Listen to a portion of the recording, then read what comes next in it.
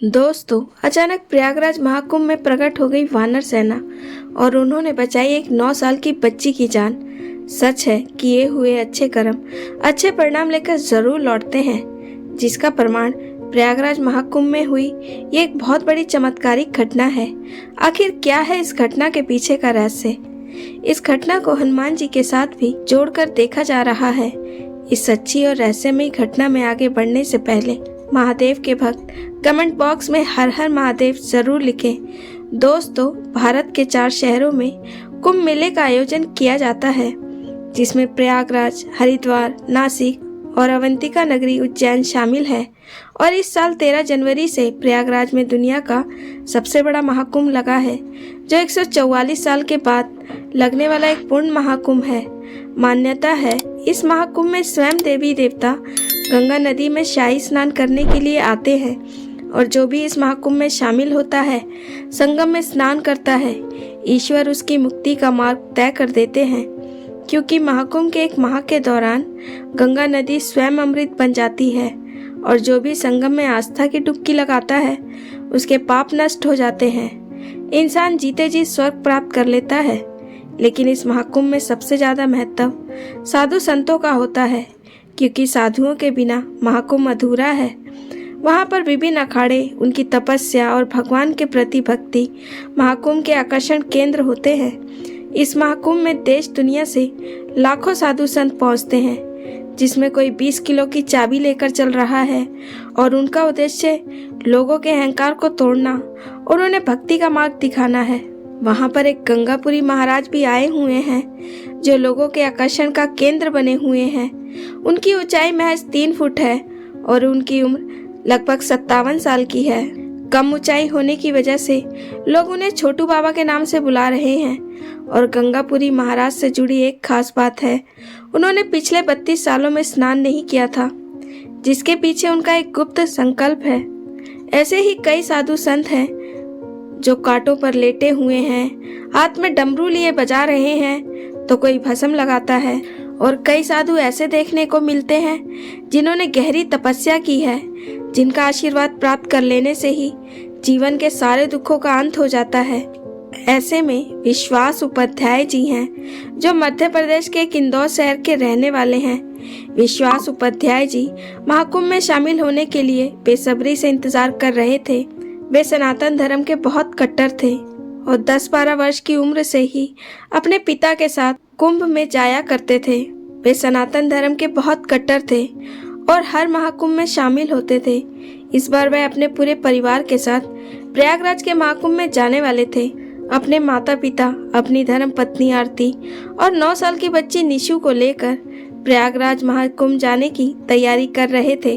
Train की ticket पहले से ही उन्होंने बुक करवा ली थी और महाकुंभ शुरू होने के 1 सप्ताह पहले ही ट्रेन पकड़कर अपने परिवार के साथ प्रयागराज के लिए निकल पड़े।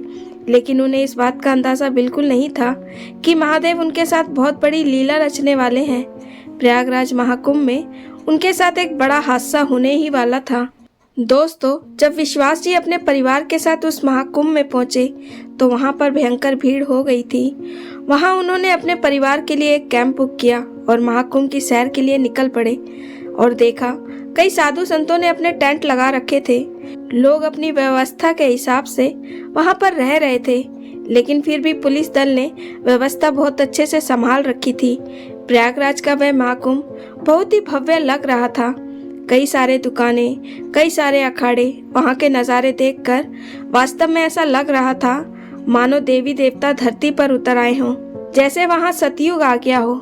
यह सब देखकर विश्वास जी आनंदित हो गए। पूरे परिवार ने एक दूसरे का हाथ कसकर पकड़ लिया और विश्वास जी ने अपनी पत्नी आरती से कहा, देखो आरती, निशु का हाथ थोड़ा कस के पकड़ना, भीड़ बहुत है, अगर उसका हाथ छूट गया तो ढूंढ पाना मुश्किल हो जाएगा। वे सब गंगा घाट के पास ही खड़े थे। तभी उन्हें गंगा घाट पर वानरों का एक बहुत बड़ा झुंड दिखाई दिया, जो गंगा घाट पर मौज मस्ती कर रहा था। सभी लोगों का मानना था कि वैसे यहाँ पर इतने सारे वानर एक साथ नहीं होते, लेकिन ये महाकुंभ का ही चमत्कार है। यहाँ देश दुनिया से लाखों करोड़ लोग आ रहे हैं। कई सारे जानवर भी यहाँ कर इकट्ठे हो रहे हैं, क्योंकि महाकुंभ के दौरान यहाँ का वातावरण पर्यावरण काफी पवित्र होता है। दोस्तों, उस वानर सेना में एक ऐसा वानर था जिसकी पूंछ नहीं थी। विश्वास जी को उस पर दया आ गई और वहीं पास से फल की दुकान से केले खरीदे और उसको खाने के लिए दे दिए। उसके साथ ही साथ अन्य वानरों को भी विश्वास जी ने केले खिलाए और उसके बाद वह साधु संतों के दर्शन के लिए चल पड़े। उस समय उनकी मुलाकात रुद्राक्ष वाले बाबा से भी हुई। विश्वास जी ने देखा कि उन साधु महाराज ने अपने शरीर पर 1.25 लाख रुद्राक्ष धारण कर रखे थे, जिनका वजन तकरीबन 45 किलो था। वास्तव में वह काफी सिद्ध पुरुष थे। उनका आशीर्वाद विश्वास जी के पूरे परिवार ने लिया। आगे चलते चलते उन्हें कई साधु महाराज मिले, जिनमें एक ऐसे साधु महाराज थे जिन्होंने अपना एक हाथ पिछले 12 सालों से हवा में रखा हुआ था। ऐसी कठिन तपस्या कोई सिद्ध महात्मा ही कर सकता है। उनका भी आशीर्वाद लिया। विश्वास जी ने अपने पूरे परिवार के साथ गंगा जी में डुबकी लगाई। संगम में स्नान करने के बाद अलग अलग मंदिरों में दर्शन किए। वहाँ पर 12 विशेष मंदिर होते हैं जिन्हें माधव मंदिर कहा जाता है। सब लोग इन मंदिरों में दर्शन करने के लिए जाते हैं, जिस कारण वहाँ पर भयंकर भीड़ लग जाती है। जब विश्वास जी अपने परिवार के साथ महाकुंभ मेले में घूम रहे थे, उसी समय एक खबर फैलने लगी कि चाबी वाले बाबा पधार रहे हैं, जो अपने साथ में 20 किलो की चाबी रखते हैं। वे बहुत ही प्रसिद्ध संत हैं। तो सभी लोग उनके दर्शन की चाह में उसी तरफ जाने लगे जिधर की तरफ से वे बाबा गुजरने वाले थे। ऐसा कहते हैं कि चाबी वाले बाबा अपनी उसी 20 किलो की चाबी से अहंकारियों का अहंकार तोड़ते हैं और समाज में न्याय की स्थापना करते हैं। उनको देखने के लिए भयंकर भीड़ जमा हो रही थी। लोग इतने ज्यादा पागल हो गए कि इनके दर्शनों के लिए आगे बढ़ने की होड़ में एक दूसरे को धक्का देने लगे। इसी बीच भगदड़ मच गई। कई लोग एक दूसरे के पैरों के नीचे आ गए और इस समय में विश्वास जी की पत्नी आरती जो है, उनकी 9 साल की बेटी निशु का हाथ उनके हाथ से छूट गया और बच्ची भीड़ में कहीं इधर उधर खो गई। जब विश्वास जी की पत्नी आरती ने देखा कि उनकी बेटी कहीं खो गई है, तो उनके पसीने छूट गए। आरती जी ने विश्वास जी को कहा, निशु इस भगदड़ में कहीं खो गई है, उसका हाथ मेरे हाथ से छूट चुका है। तब वे दोनों पति पत्नी बहुत ज्यादा चिंतित हो गए, क्योंकि महाकुंभ में भयंकर भीड़ थी और वह केवल एक 9 साल की बच्ची थी।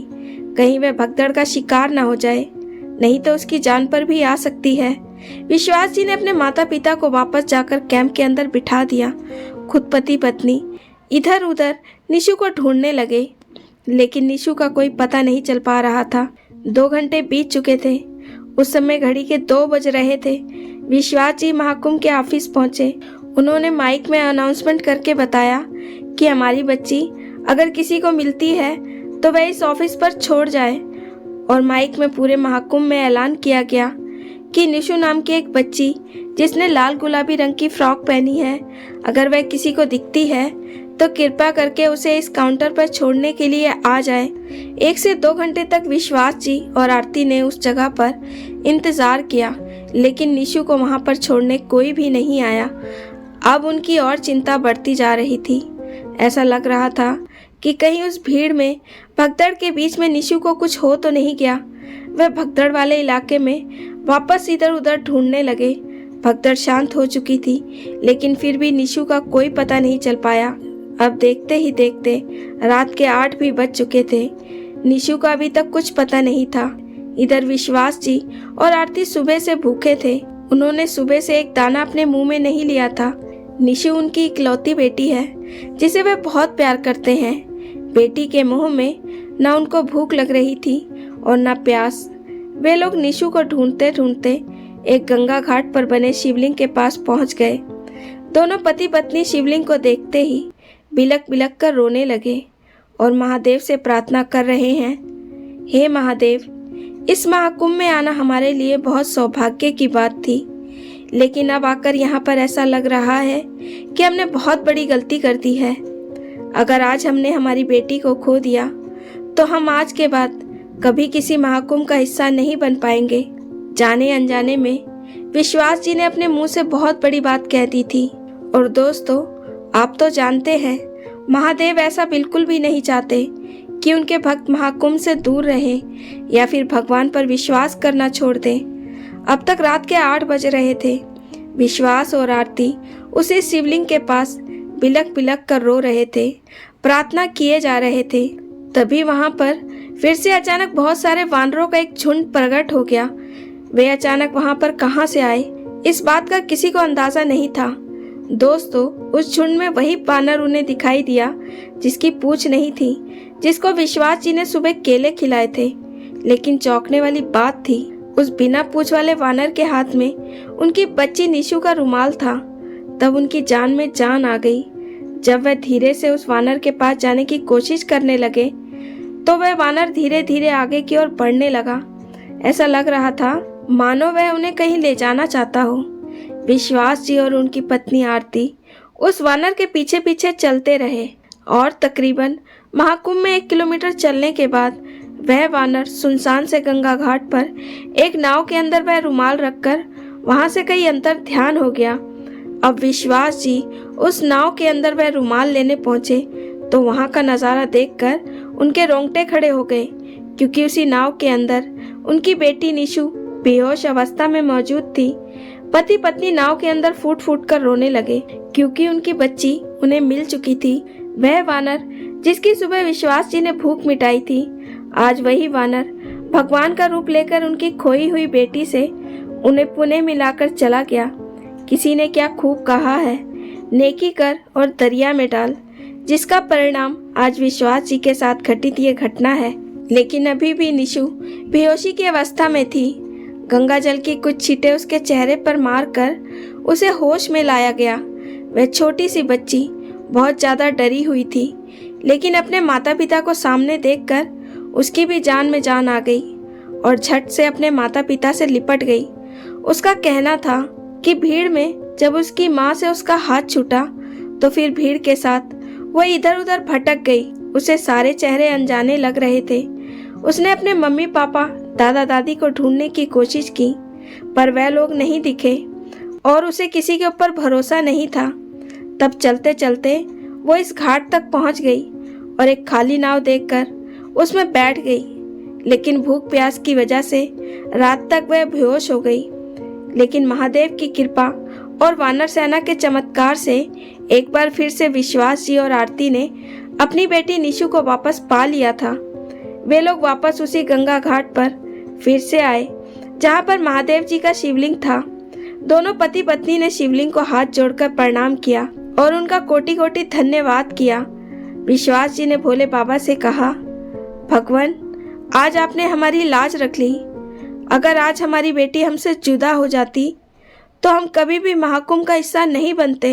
लेकिन अब हम समझ चुके हैं, आप चाहते हैं कि हम हर 12 साल में महाकुंभ में आते रहें। इसीलिए आज आपने हमारे साथ होने वाली बहुत बड़ी अनहोनी को टाल दिया है, क्योंकि भाग्य बनाने वाले को ब्रह्मा कहते हैं, लेकिन जो बने हुए भाग्य को भी बदल दे उसे महाकाल कहते हैं, महादेव कहते हैं। दोस्तों, ये हाल ही में घटी हुई बहुत बड़ी चमत्कारिक घटना है।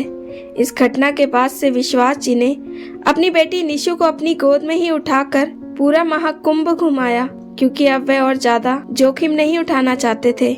उन्होंने अपने माता पिता के साथ एक बार फिर से संगम स्नान किया, गंगा स्नान किया और जल्द ही इंदौर लौटकर आ गए।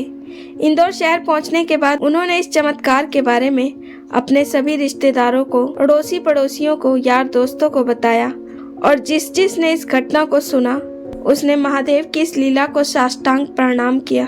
दोस्तों, इस पूरी घटना को लेकर आप क्या विचार रखते हैं, कमेंट बॉक्स में ज़रूर बताएं और चैनल को सब्सक्राइब करना बिल्कुल ना भूलें। मिलते हैं एक और नई सत्य घटना के साथ। हर हर महादेव।